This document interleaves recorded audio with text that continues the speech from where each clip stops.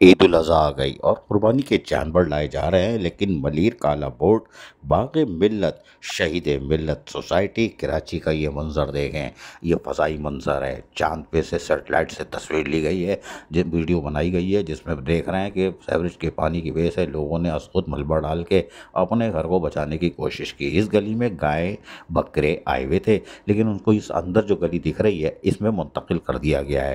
یہاں والے چیخو پکار کر رہے ہیں، بھائی ہمارے یہاں گند ہو رہی ہے، بہت بدبو آ رہی ہے، یا تو آگے صفائی بھی کرو ورنہ اپنے جانور لے جاؤ۔ اب یہ کہاں جانور باندھیں، سب پریشان ہیں کیونکہ سیوریج کا پانی شاہن شان طریقے سے بیٹھا ہوا ہے اور بالکل نکلنے کے کوئی پروگرام موڈ بھی نہیں ہے۔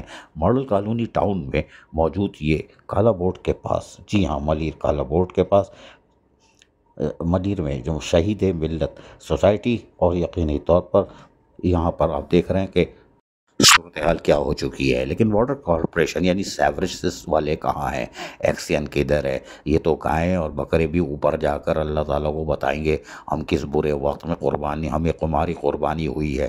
اہل محلہ پریشان، آپس میں دست و گریباں ہو رہے ہیں، کیوں ملبہ ڈال لو، ہماری طرف پانی آ رہا ہے، وہ ایک دوسرے چیخ پکار مچی بھی ہے۔ لیکن واٹر کارپوریشن کدھر ہے؟ آج تو چلو یوم تکبیر ہے، ایٹم بم بنایا تھا، سیوریج سسٹم درست نہیں کر سکے، لیکن کوئی بات نہیں، ایٹم بم بنایا ہے اس لیے تو چلو آج گھروں پہ ہو گئے، ٹھنڈی مشین میں گرمی بھی تھی۔